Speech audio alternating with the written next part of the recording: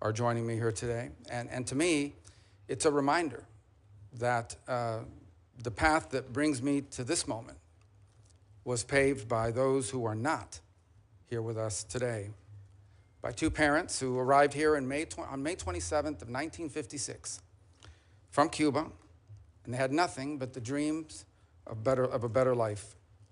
And because of them, I had the privilege to be born a citizen of the greatest nation in the history of mankind and to be raised in a safe and stable home by parents who made their children's future the very purpose of their lives. I also want to acknowledge all the blessings that God has bestowed upon me in my life. My faith is critical and something I will lean and rely on heavily in the months that are ahead. In a tumultuous world where, in my faith, we are called to promote the cause of peace and the common good. And that task has gotten harder than it's ever been. And I will rely heavily on my faith and pray for God's blessings, that He will provide me the strength, the wisdom, and the courage to do what is right in these tenuous moments. At the end of the Second World War, the United States was, in the words of then Secretary of State, tasked with creating an order, a world order, a free half, as he quote in his quote, out of chaos, without blowing to pieces, without blowing the whole of the world into pieces in the process. And in the decades that followed, that global order served us quite well. Americans' incomes rose and communities flourished. Alliances emerged in the Indo-Pacific and Europe that led to the emergence of stability and democracy and prosperity in these regions. We've had forever war ever since. Little Marco, keep your hands.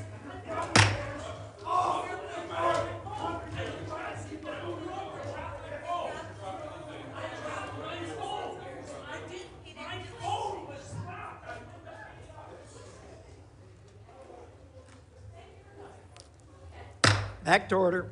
All right, alliances emerged in the Indo-Pacific and in Europe that led to the emergence of stability, democracy, and prosperity, but it also prevented a cataclysmic world war. And ultimately, a wall in Berlin came down, and with it, an evil empire. Out of the triumphalism of the end of the long Cold War emerged a bipartisan consensus. And this consensus was that we had reached the end of history, that all of the nations of the world would now become members of the democratic Western-led community, that a foreign policy that served the national interest could now be replaced by one that served the liberal world order, and that all mankind was now destined to abandon national sovereignty and national identity and would instead become one human family and citizens of the world. This wasn't just a fantasy.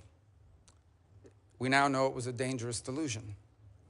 Here in America and in many of the advanced economies across the world, an almost religious commitment to free and unfettered trade at the expense of our national economy shrunk the middle class, left the working class in crisis, collapsed our industrial capacity, and has pushed critical supply chains into the hands of adversaries and of rivals. An irrational zeal for maximum freedom of movement of people has resulted in a historic mass migration crisis here in America, but also around the world. It's one that threatens the stability of societies and of governments. Across the West, governments now censor and even prosecute domestic political opponents. Meanwhile, radical jihadists openly march in the streets and sadly drive vehicles into our people. While America far too often continued to prioritize the global order above our core national interests, other nations continue to act the way countries always have.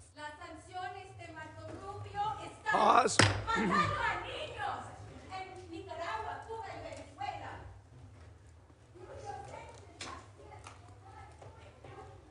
Back to order. I get bilingual protests, which is, I think, is an entry cool. As you know, that's a first here for us, at least in recent times. All right. All right. Education is a human right. Sanctions against... Back to order. All right. So while America too often prioritized the global order above our core national interests, other nations continued to act the way nations have always acted and always will in what they perceive to be their best interest. And instead of folding into the post-Cold War global order, they have manipulated it to serve their interests at the expense of ours. We welcomed the Chinese Communist Party into the global order, and they took advantage of all of its benefits, and they ignored all of its obligations and responsibilities. Instead, they have repressed and lied and cheated and hacked and stolen their way into global superpower status, and they have done so at our expense and at the expense of the people of their own country.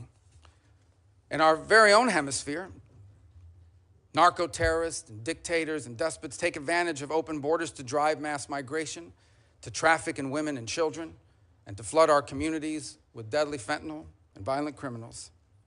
In Moscow, in Tehran, in Pyongyang, dictators, rogue states now sow chaos and instability and align with and they fund radical terror groups. And then they hide behind their veto power at the United Nations Security Council or the threats of nuclear war. The post-war global order is not just obsolete, it is now a weapon being used against us. And all this has led to a moment in which we must now confront the single greatest risk of geopolitical instability and of generational global crisis in the lifetime of anyone alive and in this room today. 8 decades later, we are once again called to create a free world out of the chaos. And this will not be easy. And it will be impossible without a strong and a confident America that engages in the world, putting our core national interests once again above all else. Just 4 years ago, I believe we began to see the outlines and the beginnings of what that would look like. During President Trump's first term, American strength was a deterrent to our adversaries, and it gave us leverage in diplomacy. There were no new wars. ISIS was eviscerated. Soleimani was dead. The historic Abraham Accords were born, and Americans were safer as a result. Now, President Trump returns to office with an unmistakable mandate from the voters. They want a strong America engaged in the world, but guided by a clear objective to promote peace abroad and security and prosperity here at home. That is the promise that President Trump was elected to keep. And if I am confirmed, keeping that promise will be the core mission of the United States Department of State. Now, tragically, horrifying atrocities and unimaginable human suffering can be found on virtually every continent. And I am certain that today I will be asked about the array of programs and the activities the Department of State carries out to address them. We are a nation who was founded on the revolutionary truth that all men are created equal, and that our rights come not from man or from government, but from God. And so we will never be indifferent to the suffering of our fellow man. But ultimately, under President Trump, the top priority of the United States Department of State will be the United States. The direction he has given for the conduct of our foreign policy is clear. Every dollar we spend, every program we fund, every policy we pursue must be justified by the answer to one of 3 questions. Does it make America safer? Does it make America stronger? Or does it make America more prosperous? Under President Trump, the dollars of hardworking American taxpayers will always be spent wisely, and our power will always be yielded prudently and towards what is best for America and Americans before anything and everything else. Prudence in the conduct of foreign policy is not an abandonment of our values. It is the common sense understanding that while we remain the wealthiest and the most powerful nation on the earth, our wealth has never been unlimited, and our power has never been infinite. And placing our core national interest above all else is not isolationism. It is the common sense realization that a foreign policy centered in our national interest is not some outdated relic. Since the emergence of the modern nation state over 2 centuries ago, countries acting based on what they perceive to be their core national interest, that has been the norm, not the exception.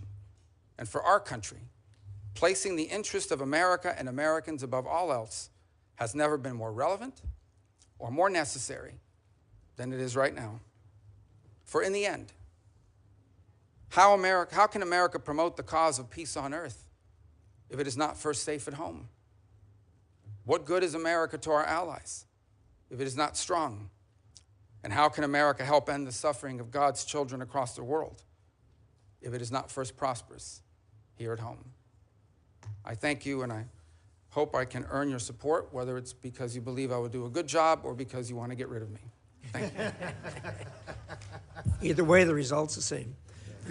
Thank you, Senator Rubio. I've always been impressed with your view, particularly on a 50,000-foot level, of the kind of problems that we face in our lane and national security lane, foreign relations and intelligence. So appreciate those remarks. We're now going to start a round. I'm going to allow 10-minute questions since this is a cabinet-level position. That doesn't mean you have to use all 10 minutes, but the 10 minutes are there. And what I'm going to do in this hearing and what I'm going to do in future hearings is I will call on people based on seniority on the committee at the time the gavel goes down. And if you come after that, you'll be put in line after that, and we'll go down the list like that. In any event, with that, Senator Rubio, could you talk for a minute about the Russian energy reliance? I think all of us were impressed when the war started that the Europeans knew the necessity of cutting the cord with Russia on their reliance on Russian energy, which had developed since the Iron Curtain came down, all of us believing that Russia would behave itself, which turned out to be a very misplaced view. And now, with the war carrying on, it's going to end, obviously, at some point in time. There are voices in Europe saying, well, we can go back to using Russian energy. My view is that that's not reasonable and it's not appropriate. And indeed, I think that the fallout from this war is going to go on for generations. Your thoughts on the energy relationship between Europe and Russia in the future? Well, I'm reminded, I believe back in 2018, then President Trump, on two occasions, once at the United Nations and I think another time at a NATO conference, pointed, for example, to Germany's reliance on Russian energy as a real vulnerability. And he was snickered at. I remember he was snickered at by the representatives of Germany at the United Nations. He turned out to be 100% correct. In fact, that reliance on Russian energy was a major loss of deterrence. Vladimir Putin, among his many calculations, one of the calculations he took in going in Ukraine was that the Europeans would complain, maybe they'd hit him with a couple sanctions, they'd write some strongly worded, nasty letters about him, but ultimately would not be able to do anything effectively because of how much they depended on Russia. And in some cases continue to depend. I believe France is the third leading payer into Russian energy in the world, and I think a couple other countries in Europe follow right behind. So there's still a significant amount of dependence in that regard. And that dependence on Russian energy is a tremendous amount of leverage that Vladimir Putin holds on his neighbors in Europe.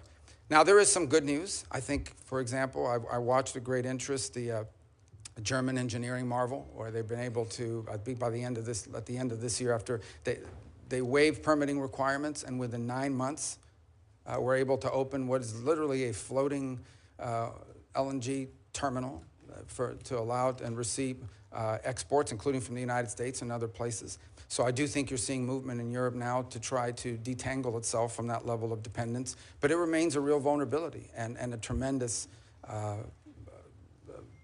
piece of leverage for Putin against his neighbors in the broader world. It's also a reminder, by the way, and I used to be guilty of saying this quite a bit, that the Russian GDP was the size of Italy's, not very large. I think one of the things we learned from this endeavor is that it's not just the size of the GDP, but what it's composed of. And the Russian GDP, while smaller than some other countries, is largely reliant on the production of raw materials, on the energy, on food production, fertilizer and the like. And these are critical components of national strength and a reminder of how important they are for us here domestically as well. Thank you.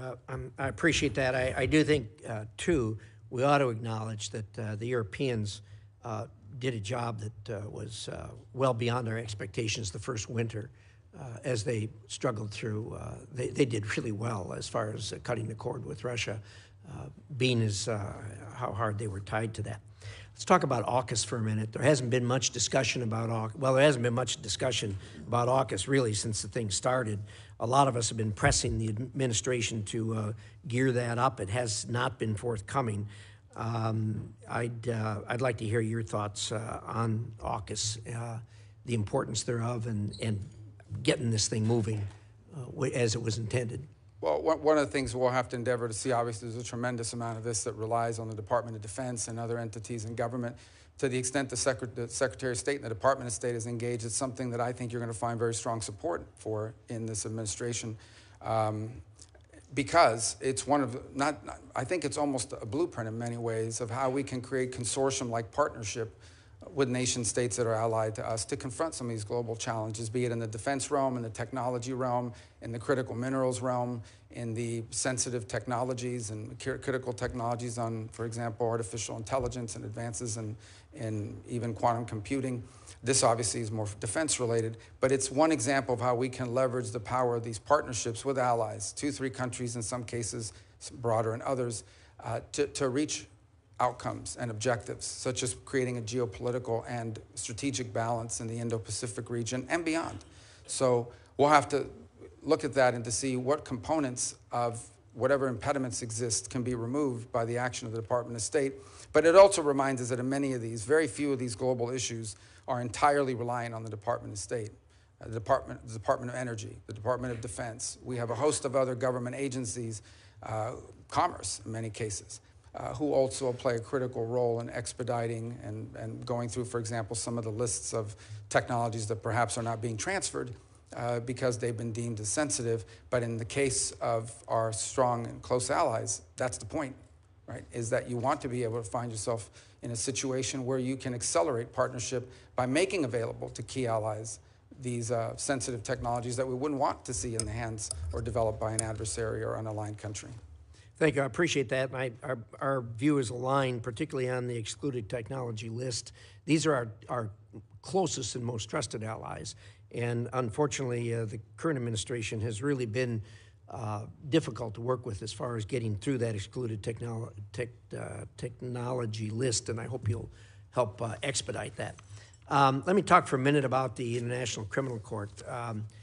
Look, as you know, we've got real problems there. The court originally was intended, at least from our point of view, to be a court that focused on international crimes that were committed by people from countries who did not have a robust democracy nor a robust judicial system that held its own people accountable for crimes. The court's gone beyond that, obviously. They are not only focusing on people who aren't accountable elsewhere, but they're also focusing on people who come from countries that solve their own problems, like the United States of America and like Israel. The most recent obvious thing that flowed from that was the indictment on the same day of Netanyahu plus a Hamas character. Any court that is a court of law has to be able to recognize good from bad.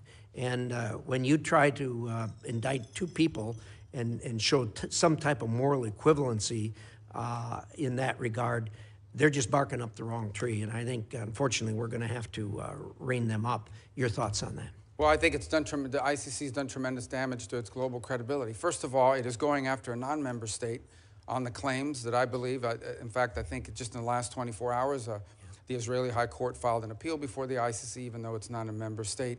And I saw some of the filings from the prosecutor. Mr. Khan was involved in that process. And he argues that they have the right to go after non-members for their activities within the confines of member states in this case.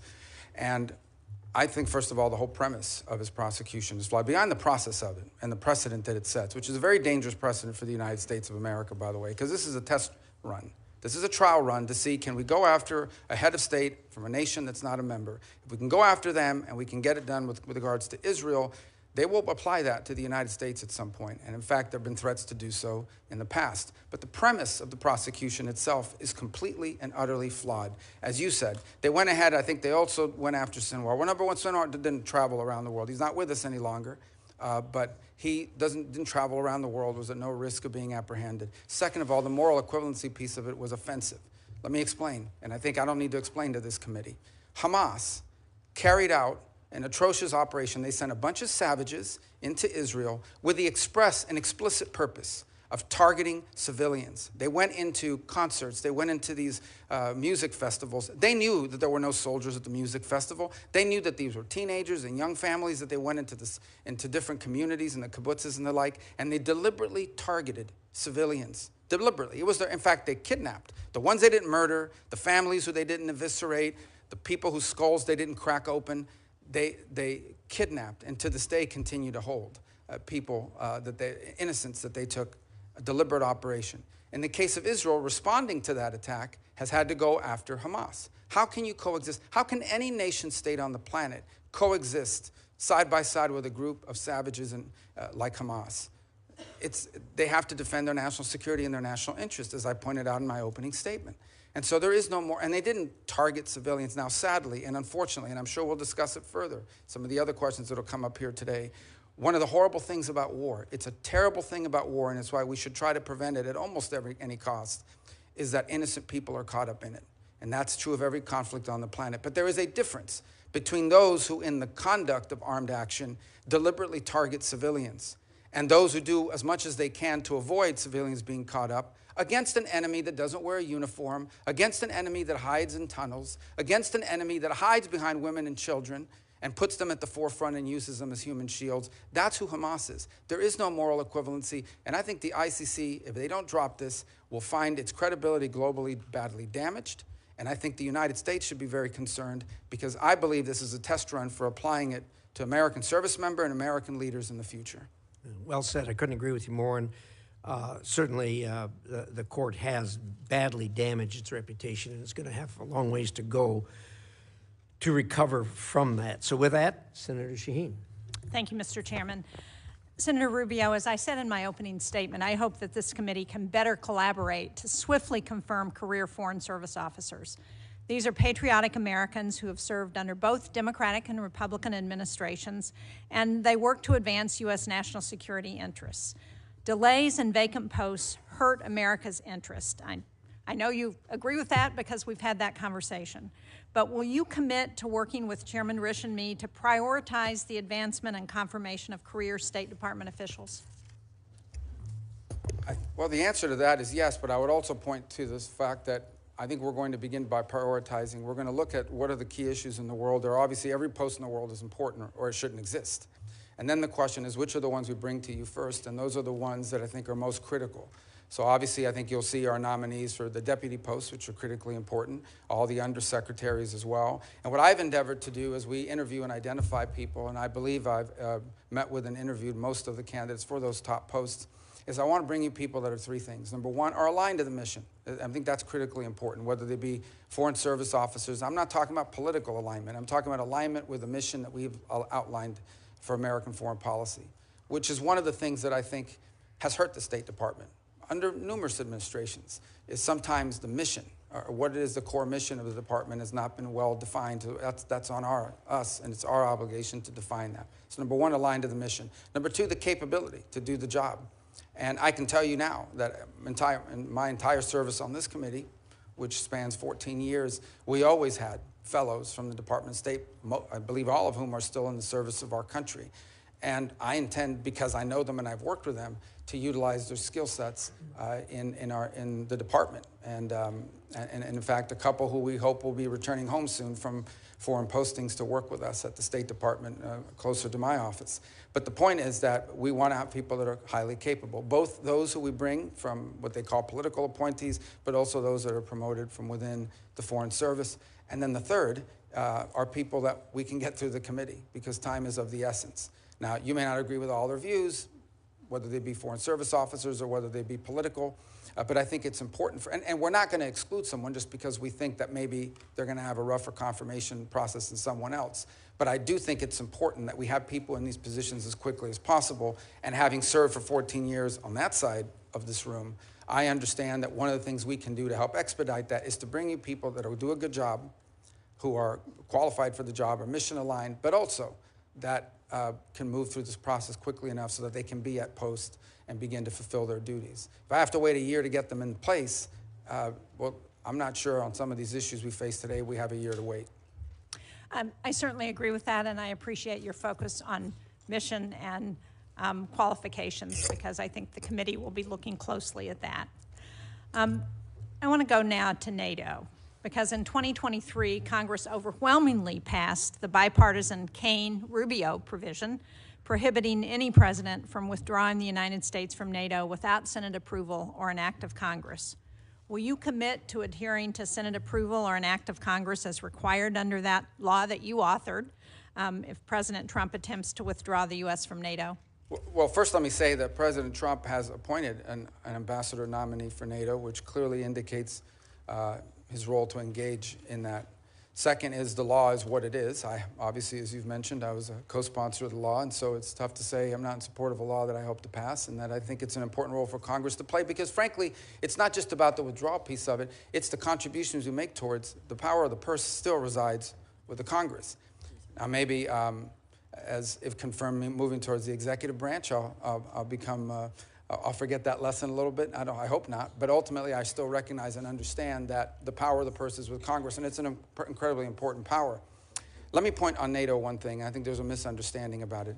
The NATO alliance is a very important alliance. I believe that. I believe alliances can be, and has been very useful. Without the NATO alliance, there is no end to the Cold War. In fact, without the NATO alliance, it's quite possible that much of what today, at the time, today we know as the, Europe, would have fallen victim to aggression. But what's important for the United States is not just to have defense allies, it's to have capable defense allies, allies who are capable of defending their region. And I think there is a question to be asked. I'm not stating a public policy position, I'm stating a question to be asked, and that is, should the role of the United States in NATO in the 21st century be the primary defense role, or as a backstop to aggression, with countries in the region assuming more of that responsibility by contributing more? Now look, in fairness, and I think the further east you move in Europe, the more money you see spent on the military as a percentage of GDP. But I think there's been broad acknowledgement across Europe and across multiple administrations, both Republican and Democrat, that our NATO partners, these are rich, advanced economies, need to contribute more to their own defense and ultimately to the NATO partnership as well. And that's a demand that's been made by multiple presidents across the years. And the fact that that is true has been revealed by what's happened with Ukraine. Look at the ramp up in defense spending and the industrial capacity of multiple countries in Europe as a result of an armed conflict. Imagine if that capacity had been there before, it quite possibly might have had a deterrent effect as well. So I think it's important that we have alliances, but we have to have alliances with strong and capable partners, and not those who sort of have viewed the U.S. and the NATO defense agreement as an excuse to spend less on defense and more on some domestic needs. We have domestic needs too. These advanced, rich countries in Western Europe have enormous safety nets programs that they fund. We have domestic needs as well, but they've been able to divert or grow those programs because they don't have to spend as much on defense as we do as a percentage of our overall economy. And that dynamic needs to change, and I expect that President Trump will continue to forcefully make that point. And as you know, this committee and the Senate NATO Observer Group, which I co-chair, has made that point repeatedly, and we are now up to 23 of the 32 NATO nations who are meeting their 2% of GDP, and we have a number of them who are going beyond that, and it's appropriate. And I think the sentiment on this committee would be to agree with what you're saying, but to ensure that we continue to have a strong NATO, I think will be important not only to European security, but most important to our own security. I appreciate, we talked about Ukraine. I appreciate your past leadership in supporting Ukraine's fight for sovereignty. More recently, you voted against supplemental funding for Ukraine and against forgiving loans for Ukraine in November, loans that would be critical to Ukraine's economic stability. So can you talk about how your views on Ukraine have developed and where you are now, and what you think is important for us to do in order to ensure that there is the strongest possible negotiating position if Ukraine and Russia do get to the negotiating table? Sure. First, let me point out, and although I'll still speak to my view of the process, that I voted against that bill because I said I would not vote for a bill unless it addressed the crisis at our southern border as part of the overall arrangement. That was not done, and so I voted against it. That said, here's my view of a situation. once this war became what we now know it is, and that is a war of attrition, a stalemate, a protracted conflict, the dynamic on that situation has changed. It has. And I believe, and I think that this echoes with the president. Let me first echo the president's words and what he said in an interview about a year ago. He was asked about the war in Ukraine. He says, I want the dying to stop. I want people to stop dying. I want the killing to stop. And frankly, I don't know how anyone could say they don't. The destruction that Ukraine is undergoing is extraordinary. It's going to take a generation to rebuild it. Millions of Ukrainians no longer live in Ukraine. And the disruption, that means how many of them are going to come back, and what are they going to come back to? Even as I speak to you now, the Ukrainian infrastructure and their energy infrastructure is being decimated in ways that are going to cost hundreds of billions of dollars to rebuild over the next decades. So this is an important conflict, and I think it should be the official position of the United States that this war should be brought to an end. And the question becomes, what role can we play? And I think the first is by making that abundantly clear. And my differences with the Biden administration throughout this process is that they never clearly delineated what the end goal of the conflict was. What exactly were we funding? What exactly were we putting money towards? And on many occasions, it sounded like however much it takes for however long it takes. That is not a realistic or prudent position. The truth of the matter is that in this conflict, there is no way Russia takes all of Ukraine. The Ukrainians are too brave and fight too hard, and the country is too big. That's not going to happen. It's also unrealistic to believe that somehow a nation the size of Ukraine, no matter how incompetent and no matter how much damage the Russian Federation has suffered as a result of this invasion, there's no way Ukraine is also going to push these people all the way back to where they were on the eve of the invasion, just given the size dynamic. I saw a quote recently, and I wish I could attribute to who it was, but the quote was, and I think it was very wise, where they said the problem that Ukraine is facing is not that they're running out of money, it's that they're running out of Ukrainians. There's a size differential here that's important. Now, what Vladimir Putin has done is unacceptable. There's no doubt about it, but this war has to end. And I think it should be the official policy of the United States that we want to see it end. Now, what that master plan looks like is it's going to be hard work. This is not going to be an easy endeavor. But it's going to require bold diplomacy, and my hope is that it could begin with some ceasefire, and in order to achieve objectives like the one that needs to occur in Ukraine, it is important for everyone to be realistic. There will have to be concessions made by the Russian Federation, but also by the Ukrainians, and the United States has lent itself there. It's also important that there be some balance on both sides. In essence, it will be difficult to achieve this objective of a ceasefire and ultimately a peace settlement unless both sides have leverage. Putin's goal now is to have maximum leverage so that he can basically impose neutrality on Ukraine, retrofit, and come back and do this again in 4 or 5 years. And that's not an outcome I think any of us would favor.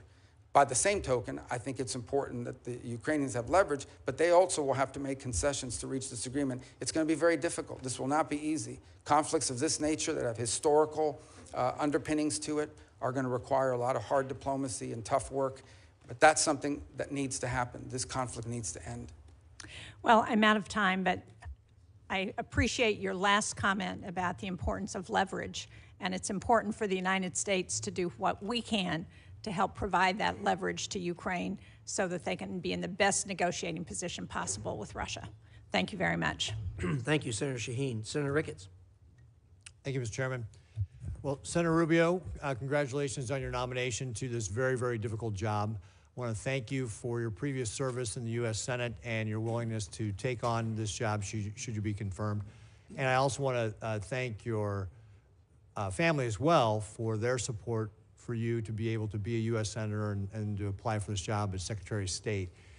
And I want also to express my gratitude to all the members of the State Department.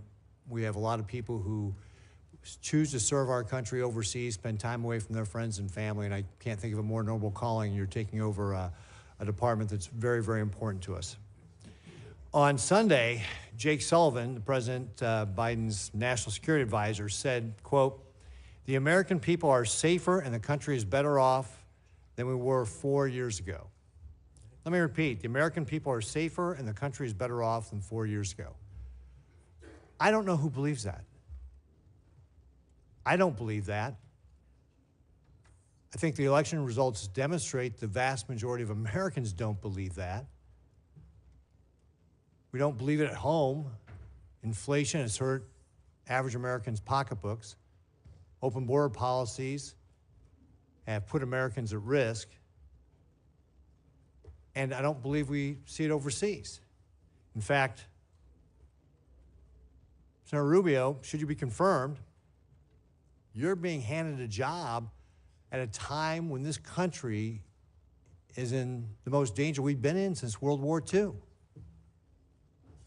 It's a very dangerous time in the world, and your opening remarks demonstrate that you know that. We're not better off, and we're not safer. President Biden started this with a disastrous withdrawal from Afghanistan that projected weakness and an incomprehension of what it means to have a policy of deterrence.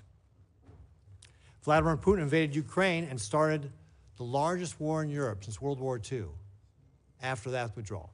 I believe it's because he saw weakness in this Biden administration. It's been the president's fear of helping Ukraine that has contributed to putting them in the untenable position they are today by slow rolling the weapons that Ukraine needs to be able to defend themselves. His incomprehensible and incoherent policy has caused him to handcuff American liquid natural gas exports while delaying tough sanctions on the Russian oil and gas industry, which, as you know, is the lifeblood of the Russian war machine. The Middle East is equally disastrous. Instead of enforcing sanctions on Iran, Biden naively tried to resurrect the Iran nuclear deal, enabling the regime to generate $100 billion in oil revenue.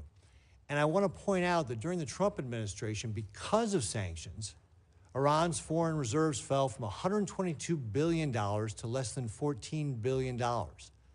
That hampered their ability to be able to fund terrorist groups like Hamas and Hezbollah and the Houthis. What the Biden administration has done is allowed the Iranian regime to enrich enough weapons-grade uranium to be a week or two away from having a nuclear weapon.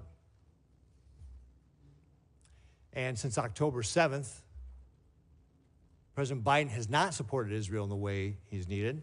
And because of the previous mentioned money that he's allowed the Iranians to have, that has funded the terrorist groups like Hamas and Hezbollah, our allies like Israel have been attacked, and we've been attacked directly. Thankfully, Israel's had the courage to stand up to these terrorists and take matters into its own hand, and it's led to the decimation of Hamas and Hezbollah. But no amount of revisionist history can change the fact that this was despite the lack of support from the Biden administration, not because of the support from the Biden administration. And of course, let's not forget North Korea and how dangerous they have become, and the fact that we are now seeing North Korean troops in Europe. A thought 4 years ago that was unthought by anybody. And of course, one of the most concerning things is Biden's weakness has emboldened the greatest adversary we have on the face of the earth right now, which is the People's Republic of China. The People's Republic of China is the head of the snake of this axis of dictators that are challenging the United States today. They are challenging our freedom, our security, and the very way of life we have. Beijing has had a direct hand in each of the problems I just mentioned. That's why addressing any one of them cannot be done without making sure that we are thinking about how we are deterring the People's Republic of China. When everything is a priority, nothing's a priority. And Senator Rubio, your top priority must be the People's Republic of China. Since the election in November, so this is all within the last 2 months, the PRC has hacked our Treasury Department, including CFIUS. Continue what has been described as the worst telecom hack in U.S. history. Sabotaged important undersea communication cables in Asia and Europe. Deployed ships to the South China Sea to harass our allies like the Philippines in their own territorial waters. Simulated a naval blockade of the Japanese islands for the first time. Conducted the largest naval drills in decades targeting Taiwan and the broader Western Pacific. Revealed new mobile piers suitable for a Taiwan invasion. Unveiled advanced aircraft and launched the world's largest amphibious warship. And they've allowed Iran to draw down and ship nearly 3 million barrels of oil from a storage site in China. It's obvious that Xi Jinping is positioning his chess pieces in preparation for war. He's directed his military to be prepared to take Taiwan by 2027, and folks, that's only 2 years away. Now, it's true that does not mean that he will invade in 2027, and it's also true that it's not predetermined. But it should be very concerning to all of us that he's given his military that direction. Because time and time again, dictators tell people what they're going to do, and then they go out and try and do it. The only thing that dictators respond to is force, strength, peace through strength. This was something Ronald Reagan understood a long time ago, and it's what we have to get back to in the United States. Xi Jinping is vowed to be the world dominating power by 2049. We should take him at his word. That's what he believes he is going to try and do. It's time for us to go on the offensive and abandon illusions about what kind of adversary we're faced. This is not a managed competition. This is a competition we must win. It will take more than an all-of-government approach. It'll take an all-of-society approach to be able to win this. As our lead diplomat, Senator Rubio, you are in a position to set the tone. And that's why I can't think of a better pick to be the Secretary of State than you. So, first of all, do you agree that the PRC is the biggest threat that we face as the United States? The Communist Party of China that leads the PRC, is the most potent and dangerous near-peer adversary this nation has ever confronted. They have elements that the Soviet Union never possessed. They are a technological adversary and competitor, an industrial competitor, an economic competitor, a geopolitical competitor, a scientific competitor now, in every realm. It's an extraordinary challenge. It's one that I believe will define the 21st century. When they write the book about the 21st century, there's going to be some chapters in there about Putin, there's going to be some chapters in there about some of these other places, but the bulk of that book about the 21st century will be not just about China, but about the relationship between China and the United States and what direction it went. And I think you're alluding to it in your statement. I know you may have another question. I don't want to eat up all your time, but I do want to say this. The Chinese believe that the United States are a great power in inevitable decline and that they are an inevitable rise. Now, they already are. They're going to be a rich and powerful country, and we're going to have to deal with them. The danger is that because of our own actions, in many cases, a dangerous imbalance is built up in that relationship. We allowed them for years to pretend that they were some developing countries, so we should allow them to continue to cheat on trade and commerce. We should allow them to continue to expand. They lied about not militarizing and populating island chains in the South China Sea and the like. We allowed them for years before we got serious about it to conduct grotesque human rights violations against Uyghur Muslims, as an example. One of the most horrifying things happening on the planet. And for years, no one talked about it, which, by the way, not just has a human rights component to it, it allows them to use slave labor to produce goods that, at the expense of the rest of the world. Talk about it, not just a horrific humanitarian crisis, but an unfair trade practice as well. We've allowed them to get away with things. And frankly, the Chinese did what any country in the world would do given these opportunities. They took advantage of it. And so I think now we're dealing with the ramifications of it. I agree 100% what you said, but I remind you, and I remind everyone, I guess I want to make this point, that much of what we need to do to confront China is here at home. It's not just abroad, it's also here at home. We have to rebuild our domestic industrial capacity, and we have to make sure that the United States is not reliant on any single other nation for any of our critical supply chains. And with 4 seconds left, how are you going to explain that to your average American, that we need this all-society approach, and your point exactly, that it needs to begin here at home, and so that people from my state, Nebraska, will understand and get on board? If we stay on the road we're on right now, in less than 10 years, virtually everything that matters to us in life will depend on whether China will allow us to have it or not. Everything from the blood pressure medicine we take to what movies we get to watch, and everything in between, we will depend on China for it. They have come to dominate the critical mineral industry supplies throughout the world. Everywhere in the world, they've now established critical mineral rights. Even those who want to see more electric cars, no matter where you make them, those batteries are almost entirely dependent on the ability of the Chinese and the willingness of the Chinese Communist Party to produce it and export it to you. So if we don't change course, we are going to live in a world where much of what matters to us on a daily basis, from our security to our health, will be dependent on whether the Chinese allow us to have it or not. That's an unacceptable outcome. Thank you, Senator Rubio.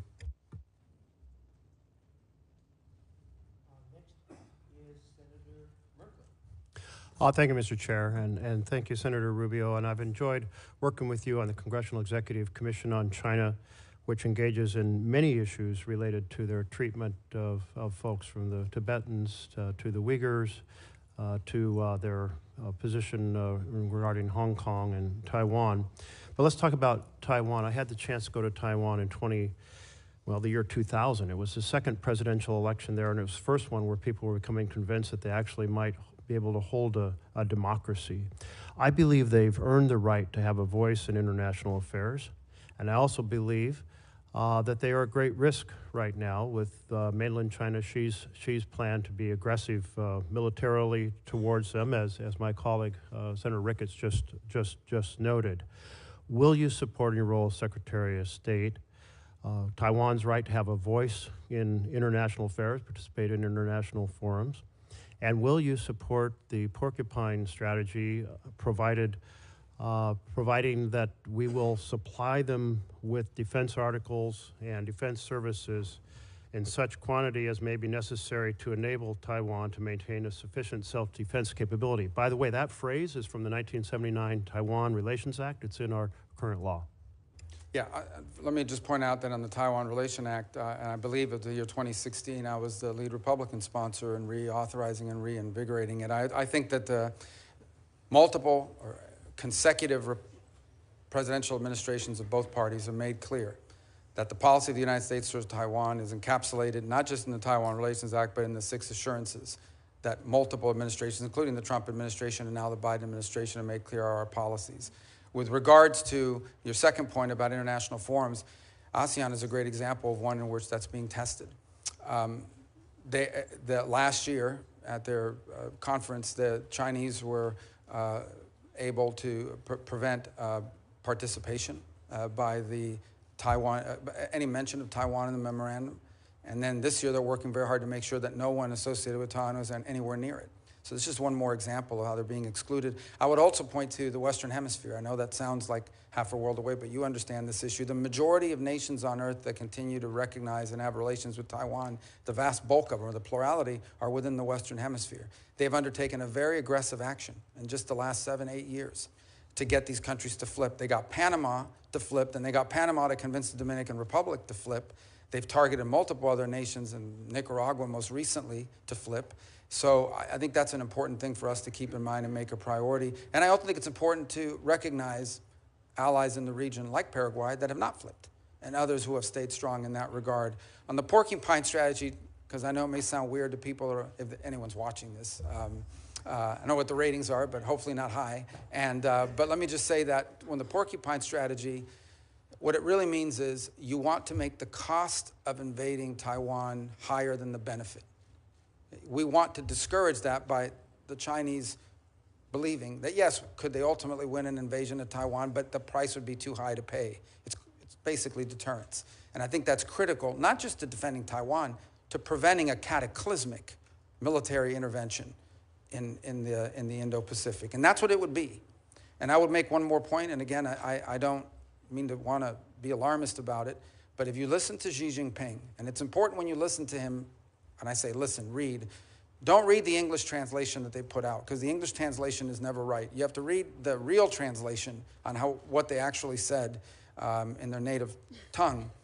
What they're basically saying is that this is a foundational and definitional issue for Xi Jinping personally. And as a result, I think we need to wrap our head around the fact that unless something dramatic changes, like an equilibrium where they conclude that the costs of intervening in Taiwan are too high, we're going to have to deal with this before the end of this decade. And so strongly support for the porcupine strategy. Thank you. And I know people in Taiwan. I just don't like saying porcupine, but yes. You know, when I went to Taiwan in November and met with the president and other leaders, they are extremely nervous right now. And part of the reason they're nervous is they're concerned about how things play out in Ukraine as possibly creating an incentive for China. And I take your point about the current stalemate and the fact that there is a range of objectives that are out of reach for other side.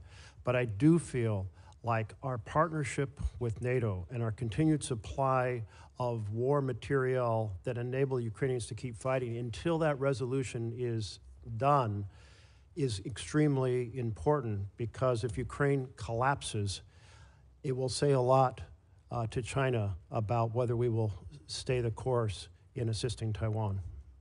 Not to mention, it will be a catastrophe for democracy and a catastrophe for the Ukrainians. I don't know if you share that view. Well, I think, first of all, our goal, as President Trump has stated, is he wants the dying to stop. He wants the killing to stop. So it's very difficult to reach an accord or an agreement that begins with a ceasefire and ends with a peace agreement unless both sides have some leverage. Now, there's some leverage that exists beyond military capabilities as well. We have a significant number of sanctions on the Russian Federation, and they continue to grow and expand, and other nations do as well. And that will have to be part of this conversation in terms of bringing about a peaceful resolution. And then there's the question of the long-term security and stability of Ukraine.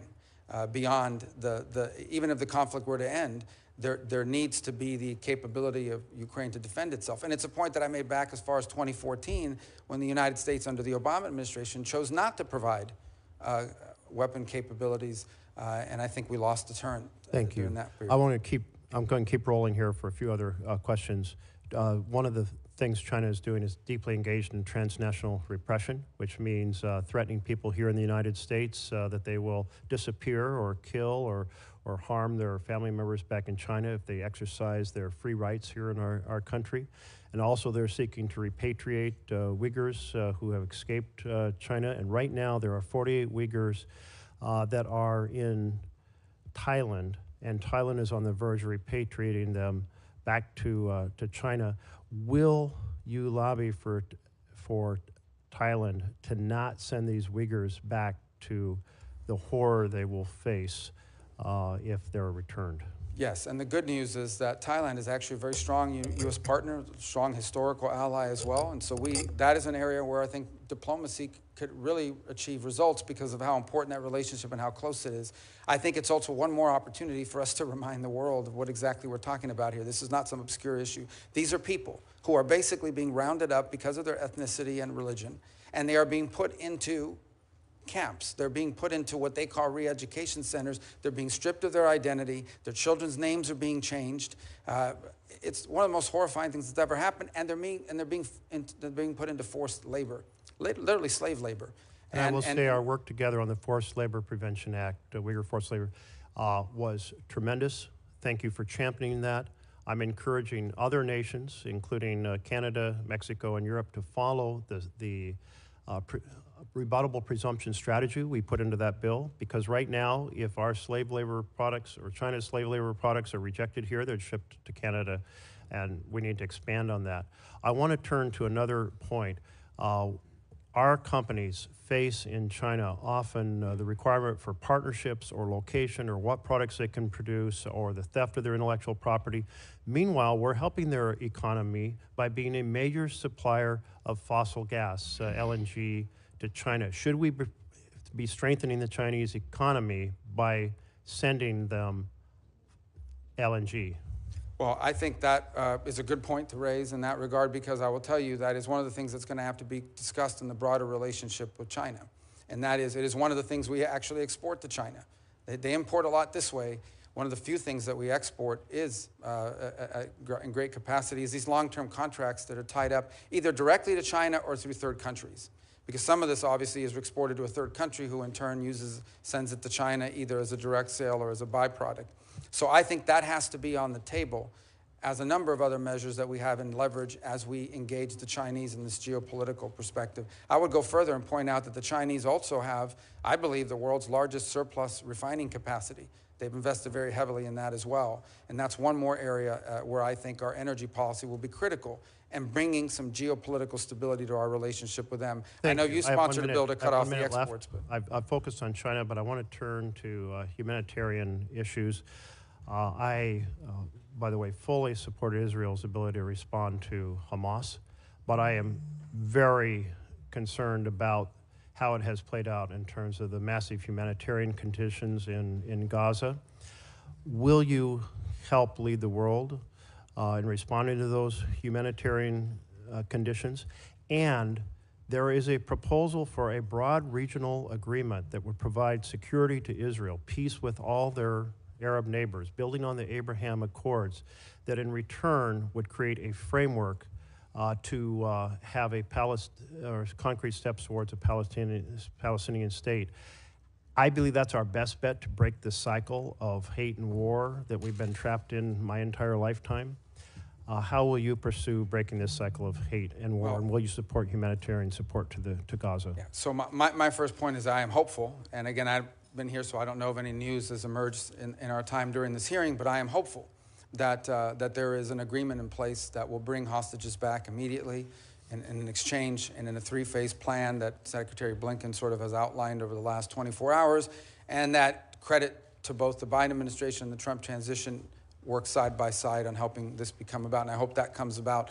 And part of that phrase, part of that deal, as I understand it, is it has this very tenuous but important 6-week transitional period where it's going to require international cooperation to bring some level of stability and administration. And that could serve as, assuming it works, that could serve as a foundation to build upon. I would also point to one more thing, and that is, we don't know yet for sure, but there are opportunities available now in the Middle East that did not exist 90 days ago.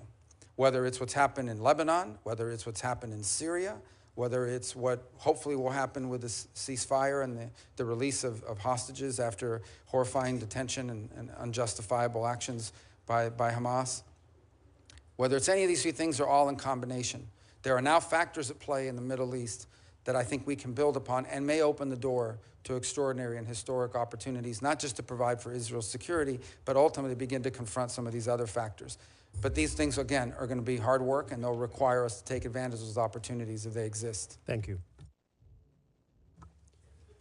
Senator McCormick. Great. Senator Rubio, good to see you again. I'm looking forward to working with you closely on many of the issues we're going to discuss today. As a senator, you've been a strong voice for American leadership, and I'm really confident you'll be a strong Secretary of State on behalf of President Trump and the American people for advancing America's interest. I believe you're the right man for the job. When we met privately, we talked about a range of topics, from China to Israel to the fate of the hostages in Gaza to energy policy. We also talked about something that hits home here in Pennsylvania for my constituents, which is the fate of Mark Fogel. As you and I discussed, Mark has been imprisoned by the Russians since 2021. I've had a chance to meet with his mom, 95-year-old Mafa. She was at the Butler rally with myself and President Trump in the front row when he was shot. We need to bring him home. It took far too long for the State Department to designate Mark as wrongfully detained by the Russian government, and was really a gut punch to many of us in Pennsylvania that Mark wasn't included in the swap last year. So, Senator, will you commit to working with me and others in our delegation to make Mark's return home a high priority? Absolutely. And in fact, I've been involved already. I've met with those families as well. We've had conversations about this. And there are two things I'd point to. Number one, this is a ridiculous case. I mean, this is an American that clearly there was an order given at some level that if you see an American and you have anything you can charge them with, let's charge them and let's collect these because we can trade them in the future for something. There's a global market for this now. And it's one of the challenges of the 21st century. There is now an active global market for detaining Americans wrongfully in Venezuela, in Russia, in China, or somewhere else, Iran, and then using them to trade for something they want in the future. And so I think there needs to be greater awareness put out about that reality. Although people are still going to travel, and Americans are still a free people that have the ability to travel, this is a real risk. In this particular case, this has nothing to do with politics. No one can claim, nor do they, that he's a spy or that he's involved in a national security threat. And so this is a case that has to be elevated, and hopefully one that can be done through strong private diplomacy, at a minimum as a goodwill gesture. Because if they're not willing to do this, then not to mention the broader challenges posed to us by what Putin is doing in Ukraine, then I think the chances of improvement in U.S.-Russian relations are impossible. But this is not that this would solve that problem, but it is at a minimum the kind of thing you would hope to see if anyone is serious about improving relations, especially if we can get the situation in Ukraine to a peaceful standing. And I hope that this case will be one that we can reach a good result on. Good, thank you. On the sad topic of hostages, as you know, Dina and I, my wife, live in Squirrel Hill in Pittsburgh. We've been part of a meeting with hostages in Israel and in the United States as recently as last week. Noah Aragami and Ronan and Orna Nutra, who lost their son, sadly, Omar, recently came to visit. And, President Trump said recently that all hell will be to pay if the hostages aren't released. If confirmed, what emphasis would you put on releasing those hostages in Gaza? Do you agree that a permanent ceasefire in Gaza must include, absolutely must include, the release of those hostages? Well, it must include it, because if it doesn't, there won't be a ceasefire for long. I mean, the Israeli commitment to bringing back their civilians, that's what these are. These are civilians. These are people, these are innocent people who were targeted and have been held in horrifying conditions, the health and well-being of which many of them we still don't know, but we believe there's a substantial number that are going to be released as part of this first tranche. And that's an important point as well. You know, in regards to this agreement that has now been publicly reported on, it's not everyone. I think there's a first tranche of women, children, and people over a certain age, and then a second tranche of releases of males that are of military age, who they claim are all combatants, even though they are not. They just happen to be of a certain age. But without the hostage situation resolved, this situation will not be resolved. It is the linchpin of what's happened now. Hamas has been severely degraded, but these people, that include a number of American citizens, need to be home as soon as possible, and that will remain a priority in any engagement that we're involved in with regards to not just a ceasefire, but some permanent peace process moving forward. Very good, thank you. You know, since October 7th, there's been a disturbing rise in anti-Semitism, pro-terrorist violence in our cities, on college campuses. You and I had the opportunity to write an op-ed together. And in that op-ed, we called on foreign nationals who support Hamas or other terrorist organizations to lose their visas and to be sent back to their home countries. As Secretary of State, of course, you'll be responsible for overseeing the issuance of visas. How will you enforce our laws to ensure that we remove supporters of terrorist groups from our country? Listen, my view on this is one of common sense. Okay? If you apply for a visa to come into the United States, and in the process of being looked at, it comes to light that you're a supporter of Hamas, we wouldn't let you in. If we knew you were a supporter of Hamas, we would not give you a visa. So now that you got the visa and you're inside the U.S., and now we realize you're a supporter of Hamas, we should remove your visa. If you could not come in because you're a supporter of Hamas, you should not be able to stay on a visa if you're a supporter of Hamas. That's how I view it. And I think that's just an issue of common sense. And we intend to be very forceful about that. Good, thank you. You know, fentanyl is killing 4,000 Pennsylvanians each year, over 200 Americans a day. President Trump campaigned on this throughout the country, in Pennsylvania, as did I, on we have to stop that flow of fentanyl. And of course, violent criminal groups in Mexico, including the Jalisco and Sinaloa cartels, terrorize our communities here at home with this deadly fentanyl, and the Mexican people with endless violence. As Secretary, will you initiate the process to designate these groups, these cartels, as foreign terrorist organizations? And if so, can you describe for the American people the national security tools that unlocks, that designation unlocks, to degrade the cartels? Well, first of all, the designation of a designated foreign terrorist organization brings with it a host of things. It makes it illegal to cooperate or work with them in any way, or to be supportive of their endeavors. It cuts off access to all sorts of banking opportunities and the like around the world where it's important to move money around. Now, that said, it's probably an imperfect tool when it comes to these groups that you're discussing, because these are sophisticated criminal enterprises. They are terrorizing the United States, but they are sophisticated criminal enterprises, and they operate in the trafficking of people, drugs, and migrants to horrifying effect. Sadly, they also have basically operational control over huge swaths of the border regions between Mexico and the United States. That's just an unfortunate fact, and it's one we're going to have to confront with our partners in Mexico, is that these sophisticated transnational terroristic organizations have operational and functional control over huge swaths of areas that border the United States of America. And so whether that is the tool that we use, which is maybe the appropriate one, or some new one that we come up with, it is important for us not just to go after these groups, but to identify them and call them for what they are, and that is terroristic in their nature, because they are terrorizing America with mass migration and with a flow of drugs. What about military force?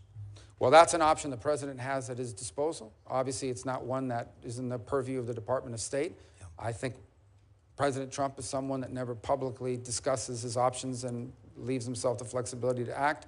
I think there's a lot we can and will continue to do in close partnership with our allies in Mexico I think there's more they can do as well to confront this challenge. And my preference would be, from the Department of State's perspective, my preference would be that we can work with the Mexicans on this issue cooperatively, because it is impacting their nation as much as ours. These sophisticated groups, these criminal organizations, don't simply threaten America, they threaten the Mexican political process. In the last election, you had multiple presidential candidates and other candidates to other offices assassinated. You've had journalists targeted and assassinated for speaking out against these groups. So these groups don't simply terrorize the United States, they're terrorizing and in some ways undermining the Mexican government and Mexican sovereignty and the health and well-being of the Mexican people. And so my hope, in a perfect world, is that we could work in close collaboration with Mexican authorities to take these groups out. Very good. Thank you. Final question. The Chinese Communist Party, as you said in your testimony, has waged a deliberate campaign of economic warfare against the United States and our allies. We need to restore, as President Trump has said, reciprocity in that economic relationship and impose cost on Beijing for hurting American workers. How can the United States counter that campaign? How do you think about the economic tools that the administration can apply to cut off the flow of American capital and technology that supports China's geopolitical ambitions? Well, and again, much of what it comes to trade and so forth in this administration will be handled through the Department of Commerce, but we'll certainly have an economic undersecretary and a whole entire bureaus that will be dedicated to what we can contribute to that endeavor. So I'll just share my views broadly on it. Number one, I think it would make common sense to everybody that if, by and large, a relationship in which their companies can do whatever they want here, but we can't do it there, is a pretty unfair relationship. And it's something we've allowed in the past for allied countries who were small, poor, and developing. That cannot continue, in my view, and I think that's the president's view. The second is, there's much that needs to be done with regards here domestically. I think we once again as a nation, this is not a Department of State issue, but once again as a nation need to prioritize the importance of our industrial capacity and our access to supply chains domestically, especially in key and critical industries. Maybe not every industry, but some key industries. We should either have a domestic capacity or an allied capacity that's reliable and can't be used against us in a moment of conflict as leverage. The third point I would make is we need to be actively engaged in the world. As an example, the Chinese own significant mineral rights and mining rights in Argentina, in Chile, throughout Africa. It's one of the reasons why the polar region and the Arctic region has become so critical as well in that regard, is because they are scooping up all over the world these mineral rights, port rights, et cetera, that place us at an enormous disadvantage in the long term. And it's what I said in that short answer is, if this trend continues, we are going to wind up living in a world where much of what we depend on for our security, our health, our safety, and our economic prosperity will largely depend on whether the Chinese allow us to have it or not. And that cannot be a world that we leave for our children. Thank you, Senator. Senator Coons. Thank you. Senator Rubio, I look forward to this hearing and to our service together. Welcome to the other side of the dais, and welcome to your wife, Jeanette, your children, your family. Thank you for your service. I have three questions broadly of nominees. Do they have the qualifications to appropriately serve? Do they have a policy alignment with our core national interests? And do they have the integrity and character to serve? We may have policy disagreements, but we've had multiple areas of convergence. Over the time we've served here in the Senate together, I had my folks go back and look. We've co-sponsored nearly 60 bills together. So I hope we can continue to find constructive ways to partner. I have a number of questions to get through, so I'll try to move briskly. With regards to special envoys, President-elect Trump has appointed a series of special envoys focused on a wide range of areas. And some of these, I think, can genuinely complement, not undermine or distract from State Department's core efforts. The special envoy for hostage affairs, for example, Adam Bowler, I look forward to working with, as Senator McCormick asked about. There's a number of key issues around hostage taking of Americans. There's a bipartisan bill Senator Risch and I have on this that we hope to work with you on. Lieutenant General Keith Kellogg, Special Envoy for Ukraine and Russia, I think will be central to achieving an outcome in Ukraine that is a lasting and secure peace and prevents further Russian aggression. But others like Rick Grinnell for special missions and Masad Boulos for the Arab world concern me in terms of the potential for mission conflict or conflict of interest. How will you work to ensure that state maintains its authority and encourage the administration to conduct a full vetting of any potential conflicts of interest and to ensure there's clarity of alignment with special envoys? Sure. Thank you for the question, because I think it's a valid one. With the exception of Mr. Boulos, who I don't know, may have met once but don't know, every one of the envoys that have been named so far is someone that I've worked with in the past and expect to work well with in the future. To me, the expression of a special envoy is critically important. Where it's most successful, it's on a complex issue with a defined goal and an expression of presidential priorities. So Sudan is an example of a special envoy, and Mr. Perriello and the job he's done there. And this is in addition to the fact that we have an ambassador and we have other diplomatic presence there that can be very complementary. So the way this will work and how I anticipate it will work is these envoys work for the president in coordination with us. These are all people, with the exception of one who I'm not disparaging, I just don't know him, but I've worked with everyone else that you've mentioned, are people that are going to be focused on this like a laser. And they will need to do so not simply in coordination with the Department of State because of subject matter expertise. Let's say you reach an agreement or you reach an outcome, you're still going to need the technical support necessary to pull this off. And we have a wide array of experts in the Department of State that will help achieve that. And it'll involve other elements of the U.S. government. So as an example, if you're going to reach an agreement on migration, say in the Western Hemisphere, that also could entail the necessity to have a conversation about trade policy and tariffs that will involve commerce and others. That's the only way this will work, and that's how I anticipate it working. I've agreed to co-chair with Senator Haggerty a commission on reform and modernization of the State Department that Senator Cardin created with him. We cannot, in my view, do more with less given the challenges of the global moment. I think we need more investment in U.S. diplomacy and development as instruments of national power, but we also need to address efficiencies and make sure that we are streamlining and focusing the department and supporting its workforce, the Foreign Service. How will you work to make sure that the Trump administration's efficiency mandate will strengthen and not deplete core state functions? Well, first of all, I think the work of this new committee that's being set up as a result of the legislation that passed will be critical. My understanding is the impediment was that not all the appointments have been made. Maybe that's now changed, and we eagerly await that because I do think that there are two things that are very important. The first is, when we talk about efficiency, the efficiency isn't simply just saving money. The efficiency is improving performance. A key part of the State Department is customer service. We provide consular affairs, passports, visas, all kinds of work around the world for Americans who are stranded or in trouble or need to get somewhere. Improving that experience for the consumer is one of the top priorities we need to have. How can we leverage, and I think Secretary Blinken has begun this work, we need to build on this, how can we infuse technology, AI and the like, not simply to improve the customer service aspects of the State Department, but improve the productivity. If somehow through leveraging technology appropriately, we can get people at the State Department to achieve 3 times the amount of work than they do now because it takes less time to do these tasks, or frees them up to do other tasks, that would be an enormous win. And I hope the Commission will look at those aspects of this as well. I understand, Senator, if I might move to another question, that multilateral organizations concern and frustrate many of us. Some of their actions have been counter to American interest. But when we've withdrawn from multilateral organizations, and in particular some UN entities, it's also given an opening to our adversaries. The previous Trump administration withdrew from UNESCO, the Human Rights Council, the World Health Organization.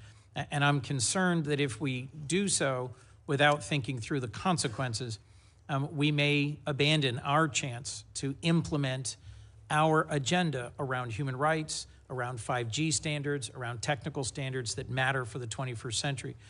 Do you support sustained U.S. participation in multilateral organizations, and how will you work to strengthen our leadership in those institutions in ways that prevent our adversaries from advancing their competing agendas? Well, I want to point back to what I said at the opening, and that is our engagement in any international agreement or any international arrangement or any international organization has to be driven by the answer to one of 3 questions.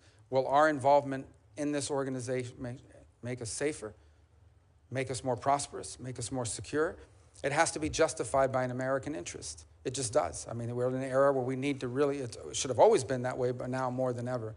And so each of these will have different components to it. I think there's a second component of funding, and that is, should the United States be funding organizations who in many cases are pursuing and or achieving outcomes that are contrary to the national interest of the United States. Each of these will require a serious examination as we work through them and a justification to Congress about why we're no longer funding it or we're no longer participating. I think you do point to one that I can tell you right now is one that will be critical for us to be engaged in, and that is the setting of standards. But the setting of standards for people to understand is not simply from these organizations, it also becomes practical. So throughout Africa, we are now seeing the deployment of these safe city programs by Huawei. Now, this isn't just a commercial deal for Huawei. This is the ability to ingrain itself in the telecommunication of these countries and establish itself as the leader in 5G. And now all of the other technologies that depend on 5G, additive manufacturing, the 3D printing and so forth, autonomous vehicles, they will all have to be drawn to the standards set by Huawei. That's not because an international organization set it up, it's because they've established market dominance, and it's a concern we have in multiple parts of the global south and the developing world. We need to be engaged that way as well. I very much look forward to working with you on deploying the full tool set that allows us to compete in the global south, including the Development Finance Corporation, something Senator Corker and I led on this committee, in which I know you see the potential for. As I come to the end of my time, I've worked hard with Senator Graham to get signed into law two different bills I wanted to mention. The Global Fragility Act, which presses the Department of Defense, Department of State, AID to have a common strategy in fragile states and to effectively. Recently, for Act, something that Meeks and I worked on, create security and governed and insecure in the global south, in South America, in Africa, and Southeast Asia. Both of these bills address the root causes of instability and facilitate cost-effective uses of American dollars by encouraging engagement with the private sector and philanthropy. Can I count on your support to work, as the Secretary have confirmed in the State Department, to implement these two laws more effectively in the coming years? Well, and the conservation one, I believe, just passed, right? Most recently. Just signed into law. Yeah. We're getting there just in time to help you with it, and it's had strong bipartisan support.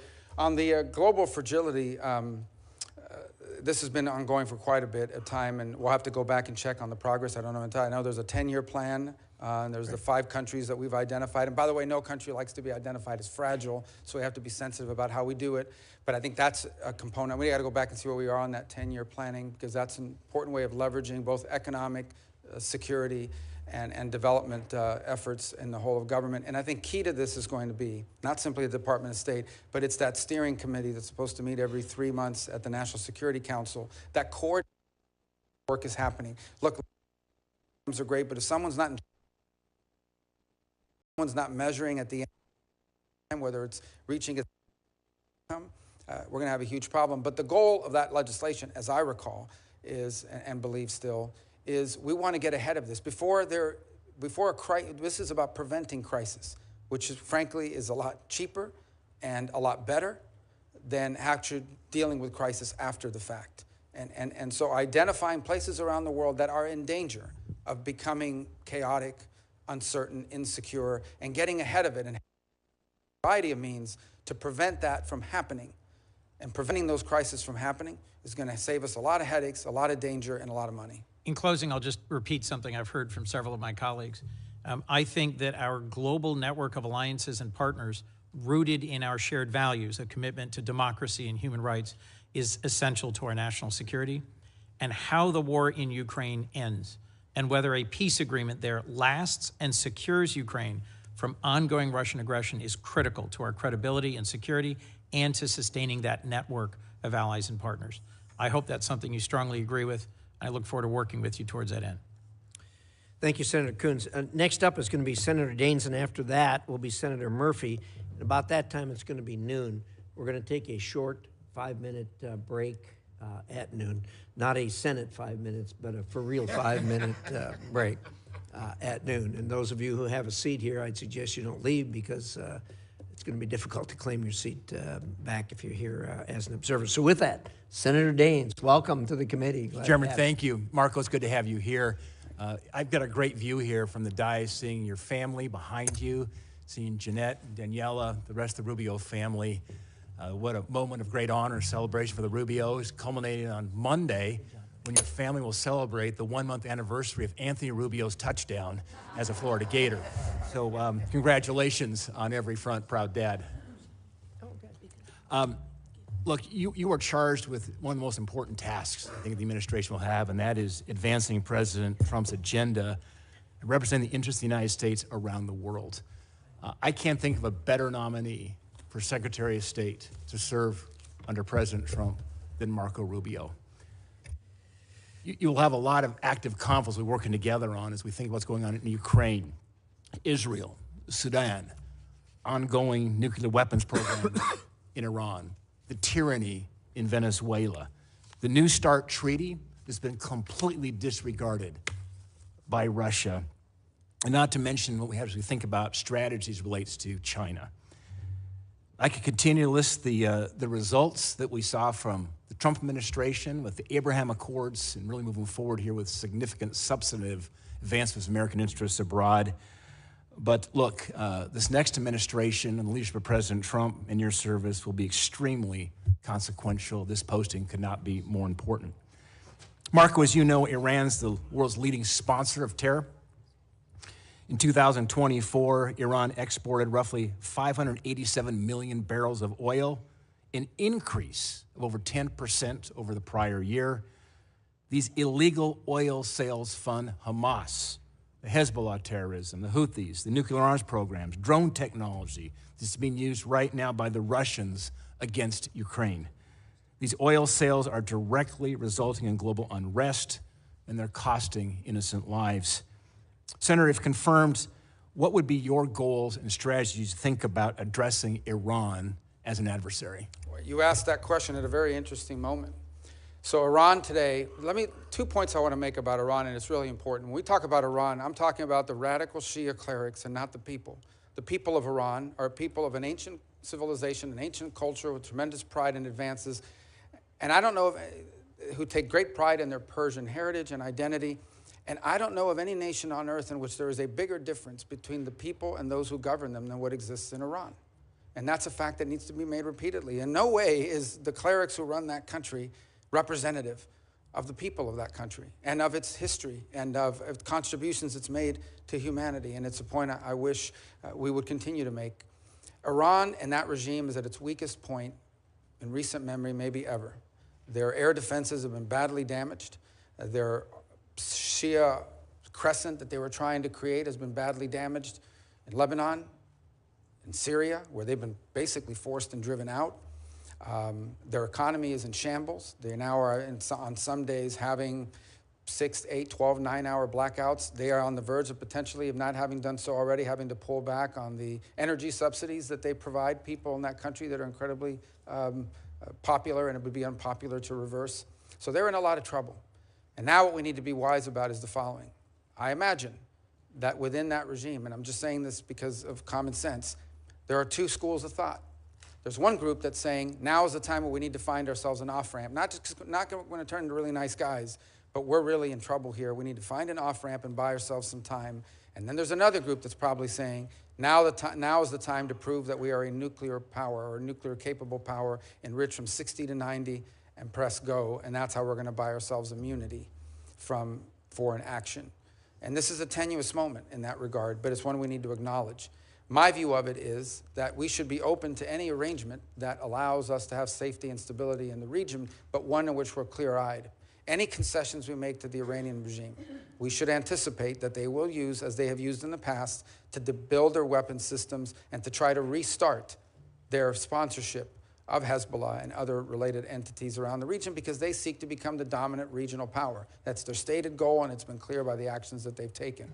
I think it is interesting that in a year in which, I think by October of this year, the Europeans and the E3 countries of the UK, France, and Germany have to confront whether they're going to do the snapback provisions or not, because Iran is clearly in violation of the agreement that we're no longer a part of. And in fact, IAEA inspectors have not even been in the country since 2021, if I'm correct. So I think early this week on Monday, they engaged the Europeans in talking about nuclear arrangements. So whether that's indicative of the direction they're going on that, we're going to find out. What cannot be allowed under any circumstances is a nuclear-armed Iran. What cannot be allowed under any circumstances is an Iran and an Iranian regime that has the resources and the capability to restart and continue their sponsorship of terrorism. And what cannot be allowed under any circumstances is an Iran with the military capability of threatening and destabilizing its neighbors and potentially reaching the homeland as well, both kinetically and directly, and also through their surrogate groups who have long planned contingencies for attacks. And let us not forget that this is a group, these are individuals that have spent the last 5 years actively and openly plotting the assassination of the president-elect and of multiple members of previous administrations. Think about this for a moment. When is the last time you heard that a foreign government is actively, openly, and admittedly seeking to assassinate the former Secretary of State, the former and soon-to-be once again President of the United States, and others? And that people have been arrested for plotting that. This is who we're dealing with. And anything that we do with Iran needs to be clear-eyed about who that regime is, but also who the people of Iran really are, and because they're not their leaders. Marco, thank you. Shortly after the election and prior to Thanksgiving, I took a quick trip over to Central Asia. As I discussed that with you a bit, to Turkmenistan and Tajikistan. In fact, in the last 12 months, I visited all 5 of the Central Asian countries. In fact, I was bedded down, speaking of Iran, 20 miles from the Iranian border in Ashgabat, Turkmenistan.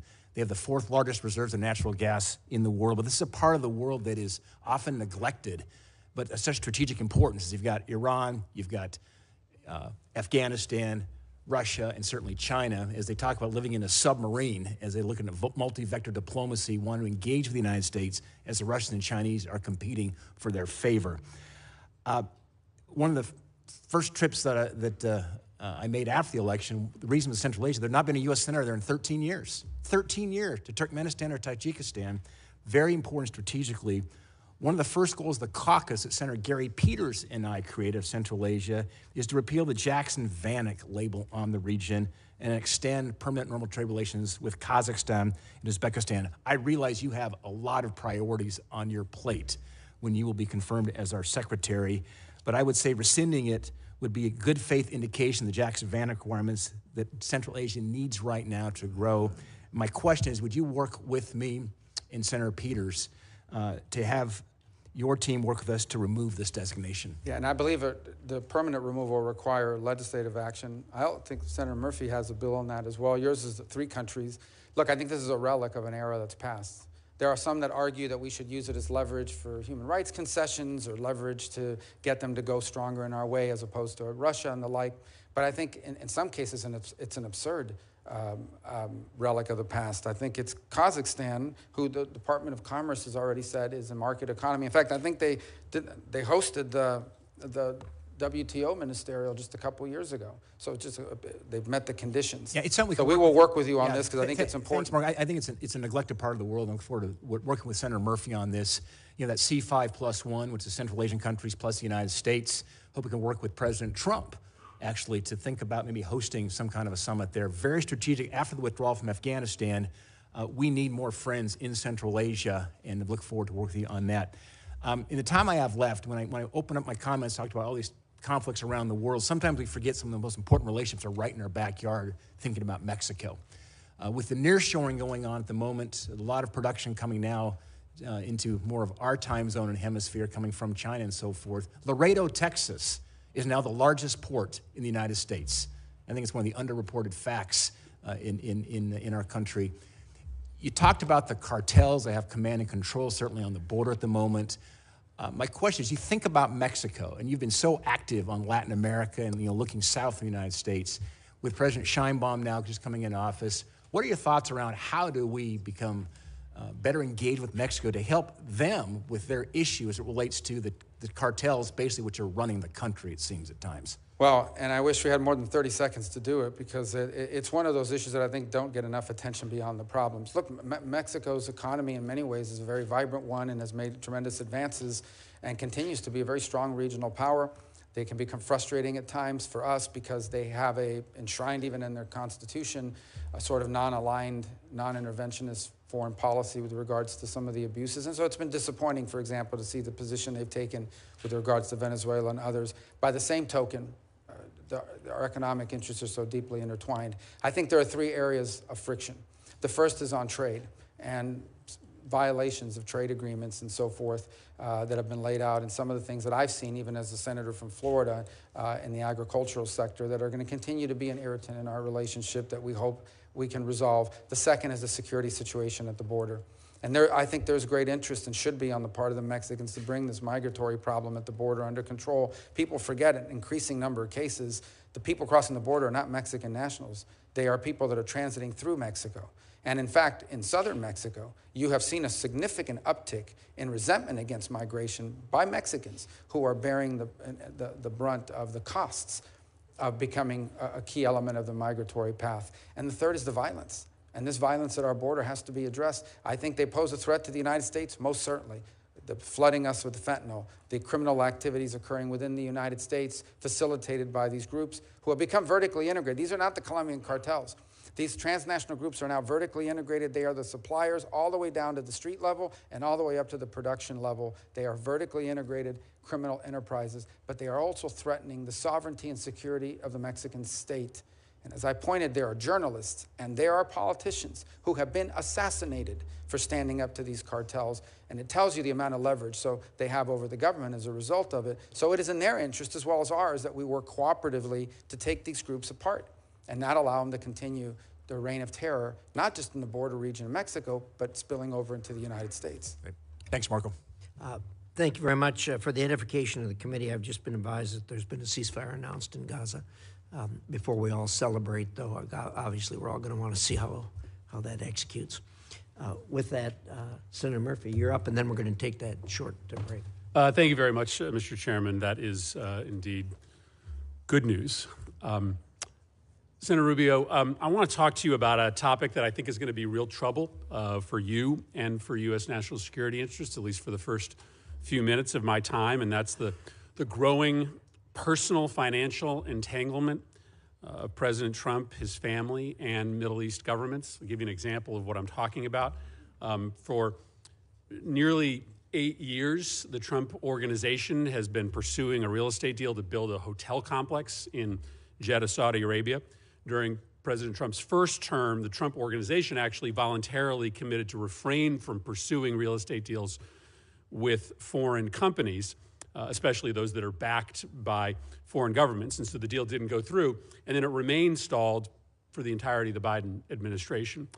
And then magically, 30 days after the November election, Saudi Arabia's biggest construction company that's affiliated with the government announced that the deal was going forward alongside an additional $200 million deal for a Trump property in Oman. Now, it used to be that somebody with these big financial business interests would come into government and take actions like setting up a blind trust or divestment in order to make sure there was no connection between their personal financial interests and the business they were conducting in government. But President Trump has just done the opposite, right? Over the last 8 years, while he was in office and since he's been out of office, he and his family have become more deeply dependent on revenue from governments in the Middle East.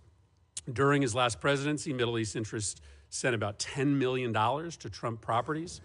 After he left office, Trump's son-in-law, Jared Kushner, who was his primary Middle East envoy, was handed $2 billion in investment by the Saudis, even though a Saudi investment board said the investment was a bad business decision.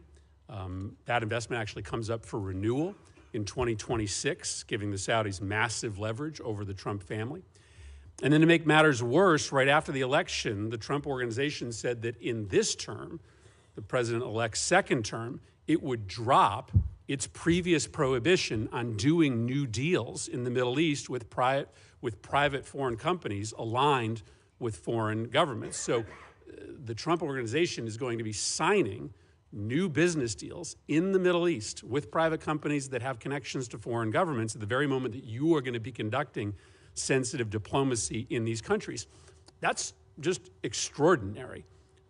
Never before in the history of this country has a president been, literally receiving cash from foreign governments and from foreign companies that are backed by foreign governments in the middle of their term. If you or I had done this as senators, we would be in violent violation of Senate ethics rules. That's not permitted on the Foreign Relations Committee. And so I guess my question to you is a pretty simple one. Do you see how this fundamentally compromises your diplomatic efforts? Do you have an issue, or will you raise an issue with the president about his growing financial connection with the governments that you're going to be negotiating with? Well, first of all, I am not neither authorized nor in any position to give you sort of any insights into any of these arrangements you've pointed out. You know, you mentioned Jared Kushner as an example. He's a private citizen, happens to be a Floridian. I don't know what, if any, engagement he has in the work that's going on now. I can tell you what I know. Obviously, I'm not in the State Department yet, but I can tell you as an example, the president's envoy to that region, who was charged, Steve Witkoff, who was charged with being an envoy towards reaching an accommodation between the Israelis and the Saudis, has been working cooperatively and together with the Biden administration. And in fact, I dare to say that all involved deserve credit for the ceasefire that the chairman's just announced. But Steve Witkoff's been a critical component of it, and he has been involved in it from day one. I think the broader consideration about whether we want to see a Saudi-Israeli mutual recognition and relationship would be one of the most historic developments in the history of the region for all the factors we've discussed here today. It would be, and one of the impediments to it has been this conflict and the ongoing conflict and the lack of a ceasefire. I also think it's going to be important for the Saudis and others to be participants in post-conflict stabilization efforts in Gaza and beyond. So all I can tell you is that what I've said from the very beginning, from the opening statement, and that is our foreign policy is going to be driven, as the President's made abundantly clear, by whether some action makes America is in the interest of the United States and our national security. And that's what it's going to be driven by, and that's how all these policies should be judged by, and that's certainly the job that I believe I've been tasked with executing on. Well, let me then simply ask you this question. Do you believe that the president should refrain from doing new business deals with Middle East governments during his term in office? Well, my understanding, again, I'm speaking out of turn, but the president doesn't manage that company.